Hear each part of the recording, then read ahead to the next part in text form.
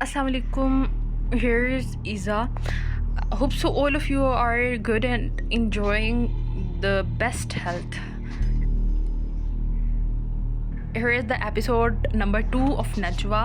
उम्मीद करती हूँ एपिसोड नंबर 1 आपको बहुत अच्छी लगी होगी क्योंकि मेरी बहुत ज़्यादा मेहनत शामिल है और दिस इज़ माई फर्स्ट और लेटेस्ट नावल है, तो I have to improve time by time और इंशाल्लाह आप लोगों को इम्प्रूवमेंट भी देखने को मिलेगी। लेकिन जो सब्सक्रिप्शन आप लोगों की है और जिन्होंने मुझे सब्सक्राइब किया, थैंक यू सो मच। मुझे पता लग रहा है कि जो मेरा कंटेंट है वो वाकई ही बहुत मज़े का है, ठीक है।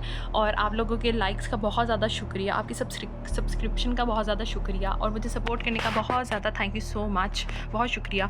तो हम टाइम वेस्ट नहीं करते हैं, नजवा स्टार्ट करते हैं। एपिसोड नंबर 2 है। हर मामले का एक वक्त मुकर्रर है। रोशन कोट में सूरज गुरूब हो चुका था, मगर कुछ चेहरे ऐसे भी होते हैं जिन पर अंधेरे देर तक ठहरते हैं। बारिश के बाद का मौसम था, लेकिन आयरा के दिल में कुछ भी साफ ना था। हर मंजर धुंधला, हर आवाज़ मध्यम, हर याद तेज़ धार चाकू की तरह चुभती हुई। यूनिवर्सिटी से वापसी पर वो बार बार मोबाइल देखती रही। नानी जान ने सुबह ही बताया था कि खाला माहीन आ रही हैं। 10 साल बाद वो माहीन आपा, जिन्हें आयरा ने सिर्फ तस्वीरों में देखा था, सांसें उलझने लगी। दिल की धड़कन जैसे किसी दरवाजे के खुलने से पहले ही तेज़ हो गई हो। दरवाज़ा खुला। नानी जान सामने खड़ी थी, दुपट्टे के पल्लू से आंखें पूंछती हुई। आ गई बेटा? आयरा ने खुद को संभाला, मगर आंखें धोखा दे गई। जी नानू, वो लोग आ गए हैं। ये सिर्फ इतला नहीं थी, एक सदमा था। लिविंग रूम में खाला माहीन खड़ी थी, वही नरम चेहरा, मगर वक्त ने कुछ निशान छोड़े थे। आयरा ठिठक गई। खाला ने जैसे उसे देखकर सांस रोक ली, फिर कदम बढ़ाया और आयरा लपक कर उनके गले लग गई। खामोशियाँ, सिसकियाँ और टूटे अल्फाज। तुम बिल्कुल अपनी माँ जैसी हो गई हो, बिल्कुल मेरी आयशा जैसी। आयरा की आवाज़ बंद हो चुकी थी, वो बस रोई। माहीन ने उसके सर पर हाथ रखा। सॉरी, इतने साल तुम अकेली, मैं कुछ नहीं कर सकी। दीवार से टेक लगाए नानी जान खड़ी थी, दिल में बेटी को सीने से लगाने की ख्वाहिश, मगर हाथ कपकपा रहे थे। माहीन, नानी जान ने कमज़ोर आवाज़ में पुकारा। माहीन पलटी। अम्मी जान। वो लपकी और नानी जान को गले लगाया। माँ बेटी की सिसकियों में सिर्फ आंसू नहीं थे, 10 बरसों का फासला बह रहा था। इसी लम्हे दरवाज़ा खुला।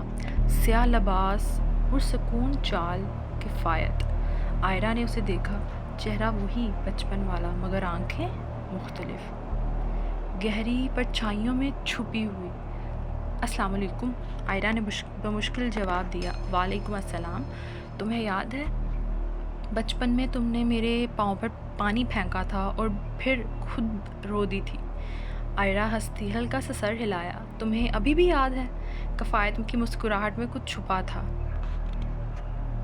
कुछ ज़ख्म वक्त नहीं भुलाता और कुछ यादें दिल छोड़ता नहीं। लॉन में चाय का दौर चल रहा था। आसमान पर शाम के रंग बिखरे हुए थे। नानी जान, खाला माहीन, कुछ बच्चे और आयरा, खामोश, चुप, मगर मौजूद। आयरा ने कप थामा और ख़ुद को सबके दरमियान पाया, मगर दिल कहीं और था। अचानक निगाहों का लम्स महसूस हुआ। इसने सर उठाया। किफ़ायत नीम साए में खड़ा उसे देख रहा था। आयरा हंसी। ऐसे क्या देख रहे हो किफ़ायत? जैसे मैं किसी क्राइम सीन से निकली हूँ। किफ़ायत आहिस्ता आहिस्ता कदम बढ़ाता हुआ करीब आया। बस देख रहा हूँ। तुम में वही ज़िद है या वक्त ने बदल दिया? ज़िद कभी गई ही कब थी? तुम लोग ही तो चले गए थे, वरना रोज़ाना लड़ते थे हम।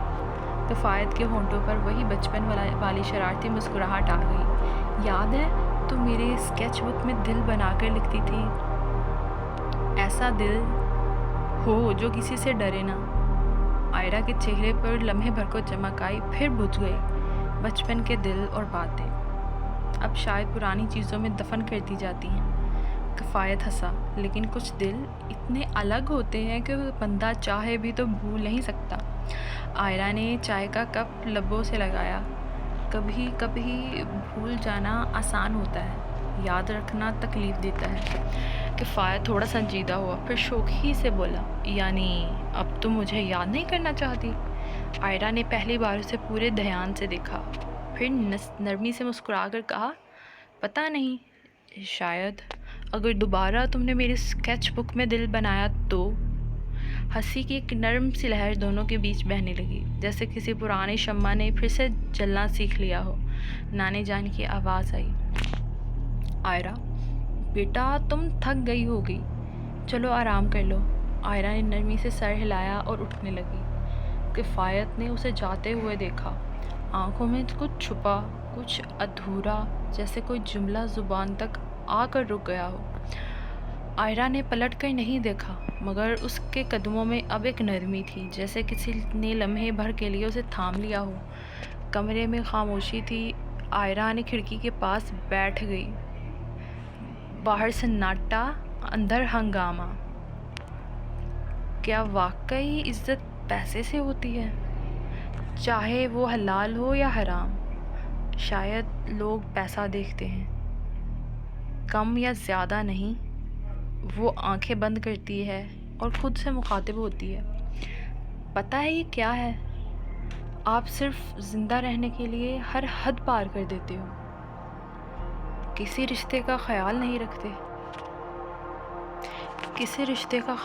رکھتے، مطلبی ہو جاتے ہو۔ شاید یہی سے انسان کی خود غرضی کا پتہ لگتا ہے۔ اور میں کھڑکی کی ساتھ والی سیٹ پر ہمیشہ کیوں بیٹھتی ہوں؟ شاید اپنی روح چھپا سکوں، کیونکہ میرا جسم میرا وفادار نہیں، وہ میرے حالات اور لوگوں پر آیا کر دیتا ہے۔ نانی جان اس کے قریب بیٹھی، اس کا ہاتھ تھاما، بیٹا تم پتھر کی نہیں ہو، اور وقت ہر بات کا جواب لے آتا ہے۔ آئرہ کی پلکوں سے آنسو لرزے، دل میں کوئی گہری بات خاموشی سے بہہ گئی۔ پس منظر میں آیت گونجی، ہر معاملے کا ایک وقت مقرر ہے۔